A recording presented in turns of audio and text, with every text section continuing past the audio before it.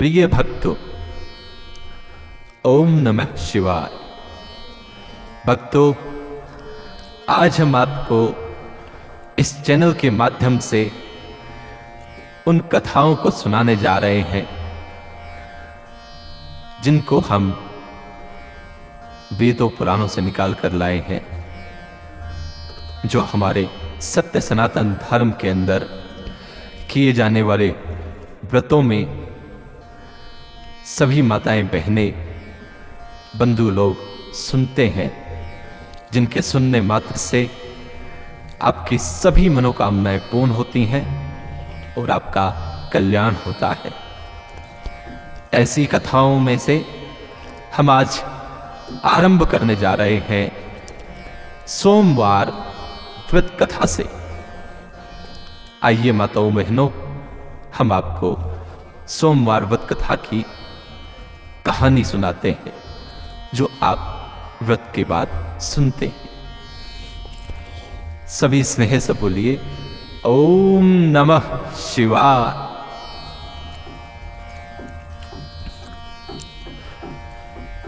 एक साहूकार जो बहुत ही धनवान था, उसको धन आदि किसी बात की कोई कमी नहीं थी, परंतु पुत्र न होने के कारण वह अत्यंत दुखी था। वह दिन रात इसी चिंता में रहता था और इसीलिए वह पुत्र की कामना के लिए प्रति सोमवार को शिवजी महाराज का व्रत और पूजन किया करता था। सायंकाल को शिवजी के मंदिर में जाकर दीपक जलाया करता था। उसके इस भक्ति भाव को देखकर एक समय श्री पार्वती जी ने शिवजी महाराज से कहा, हे महाराज, यह साहूकार आपका अनन्य भक्त है और सदैव आपका व्रत और पूजन बड़ी श्रद्धा के साथ करता है, अतः इसकी मनोकामना पूर्ण करनी चाहिए। शिव जी ने कहा, पार्वती जी, यह संसार कर्म क्षेत्र है। जैसे किसान खेत में जैसा बीज बोता है वैसा ही फल काटता है, उसी तरह संसार में जो जैसा कर्म करते हैं वैसा ही फल भोगते हैं।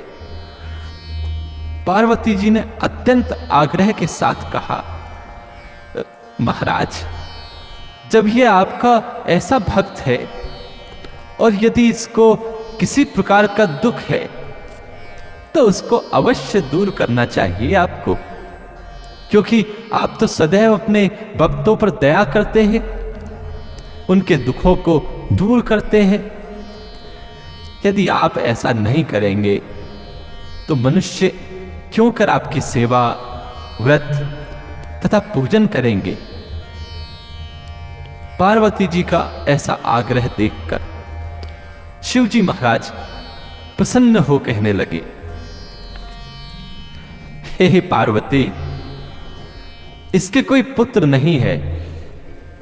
इसी पुत्र चिंता से यह बहुत दुखी रहता है। इसके भाग्य में पुत्र न होने पर भी मैं इसको पुत्र प्राप्ति का वर देता हूं, परंतु वह केवल 12 वर्ष तक ही जीवित रह पाएगा। इसके पश्चात वह मृत्यु को प्राप्त होगा। इससे अधिक मैं इसके लिए कुछ नहीं कर सकता। यह सब बात साहूकार सुन रहा था। इससे उसको न कुछ प्रसन्नता हुई और न ही कुछ दुख हुआ। वह पूर्वत पहले की भांति वैसे ही शिवजी महाराज का सोमवार का व्रत और पूजन करता रहा। कुछ समय व्यतीत हो जाने पर साहूकार की स्त्री गर्भवती हुई और 10वें महीने में उसके गर्भ से एक अति सुंदर पुत्र की प्राप्ति हुई। साहूकार के घर में बहुत खुशियां मनाई गई, परंतु साहूकार ने उसको केवल 12 वर्ष की आयु जानकर अधिक प्रसन्नता प्रकट नहीं की, न ही किसी को भेद दिया, इस बारे में कुछ बताया। जब वह 9 वर्ष का हो गया तो उस बालक की माता ने साहूकार से उसके विवाह आदि के लिए कहा, परंतु वह साहूकार कहने लगा, मैं अभी इसका विवाह नहीं करूंगा, इसे काशी जी पढ़ने के लिए भेजूंगा। फिर उस साहूकार ने अपने साले अर्थात बालक के मामा को बुलाया और उसको बहुत सा धन देकर कहा, तुम इस बालक के साथ में काशी जी जाओ और इसे पढ़ने के लिए ले जाओ। रास्ते में जिस जगह भी जाओ वहां यज्ञ करते हुए, दान देते हुए तथा ब्राह्मणों को भोजन कराते हुए जाना। इस प्रकार साहूकार ने अपने साले और पुत्र को काशी पढ़ने के लिए भेज दिया।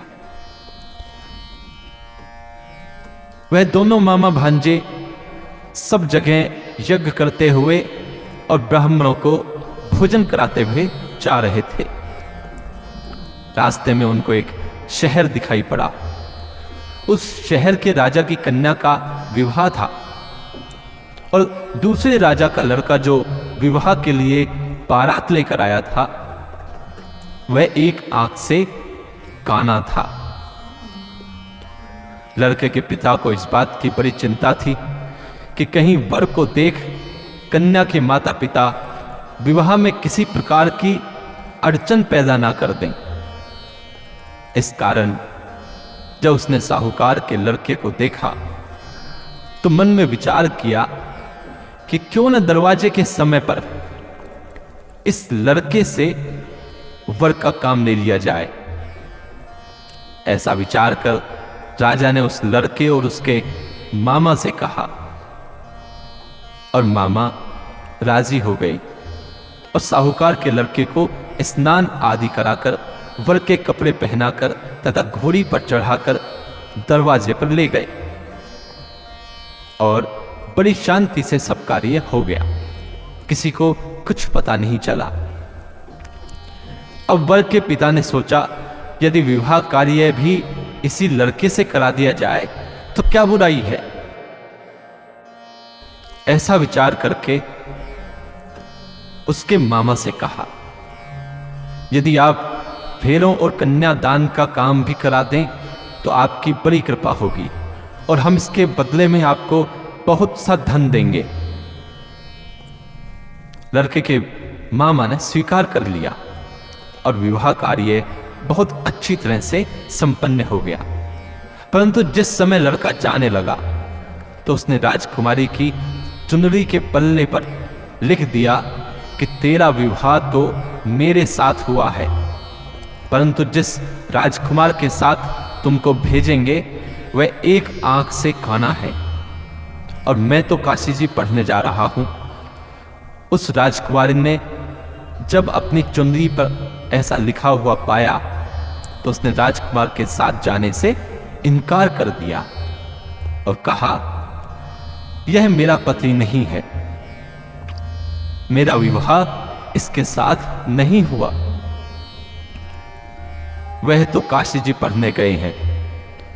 राजकुमारी के माता पिता ने अपनी कन्या को विदा नहीं किया और बारात वापस चली गई। उधर सेठ का लड़का और उसका मामा काशी जी पहुंच गए। वहां जाकर उन्होंने यज्ञ करना और लड़के ने पढ़ना शुरू कर दिया। जब लड़के की आयु 12 वर्ष की हो गई तब एक दिन उन्होंने यज्ञ रच रखा था। लड़के ने अपने मामा से कहा, मामा जी आज मेरी तबीयत कुछ ठीक नहीं है। मामा ने कहा, अंदर जाकर सो जाओ। लड़का अंदर जाकर सो गया और थोड़ी देर में उसके प्राण निकल गए। जब उसके मामा ने आकर देखा कि वह मुर्दा पड़ा है तो उसको बहुत दुख हुआ और उसने सोचा कि मैं अभी रोना पीटना मचा दूंगा तो यज्ञ का कार्य अधूरा रह जाएगा। अतः उसने जल्दी से यज्ञ का कार्य समाप्त कर ब्राह्मणों के घर जाने के पश्चात रोना पीटना आरंभ कर दिया। संयोगवश उस समय शिवजी महाराज और पार्वती जी उधर से जा रहे थे। जब उन्होंने जोर जोर से रोने पीटने की आवाज सुनी तो पार्वती जी शिव को कहने लगी।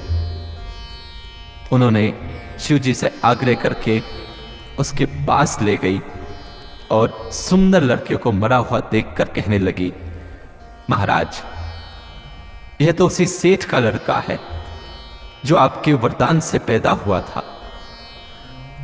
शिव जी ने कहा, पार्वती जी, इसकी आयु इतनी ही थी, सो भोग चुका। पार्वती जी ने कहा, महाराज, कृपा करके उस बालक को और आयु दो, नहीं तो इसके माता पिता तड़प तड़प कर मर जाएंगे। पार्वती जी के इस प्रकार बार बार आग्रह करने पर शिव जी ने उसको वरदान दिया और शिव जी महाराज की कृपा से लड़का जीवित हो गया। शिव जी पार्वती जी कैलाश चले गए। तब वह लड़का और उसका मामा उसी प्रकार यज्ञ कराते हुए अपने घर की तरफ चल पड़े। रास्ते में उसी शहर में आए जहां पर उस लड़के का विवाह हुआ था। वहां पर आकर जब उन्होंने यज्ञ आरंभ कर दिया तो उस लड़के के ससुर ने उसको पहचान लिया और अपने महल में लाकर उसकी बड़ी खातिर की। साथ ही बहुत सारा धन और दासियों सहित बड़े आदर और सत्कार के साथ अपने लड़के और जमाई को विदा किया। जब वे अपने शहर के निकट आया तो उसके मामा ने कहा, पहले मैं तुम्हारे घर जाकर खबर कराता हूं। उस समय उसके माता पिता घर की छत पर बैठे हुए थे और उन्होंने प्रण कर रखा था कि यदि हमारा पुत्र सकुशल घर वापस आया तो राजी खुशी नीचे उतर जाएंगे, नहीं तो छत से गिरकर अपने प्राण दे देंगे। इतने में उस लड़के के मामा ने आकर यह सारा समाचार दिया, आपका पुत्र आ गया है। परंतु उनको विश्वास नहीं आया। तब उसके मामा ने शपथ पूर्वक कहा, आपका पुत्र अपनी पत्नी तथा बहुत सारा धन लेकर आया है। साहूकार ने बड़े आनंद के साथ उसका स्वागत किया और वह बड़ी प्रसन्नता के साथ रहने लगे। इस प्रकार जो कोई भी सोमवार का व्रत रखता है अथवा इस कथा को पढ़ता या सुनता है, उसके दुख दूर होकर उसकी समस्त मनोकामनाएं पूर्ण होती हैं और इस लोक में नाना प्रकार के सुख भोग कर अंत में सदाशिव के लोक की प्राप्ति हुआ करती है। बोलो शिवजी महाराज की जय, बोलिए माता पार्वती की जय।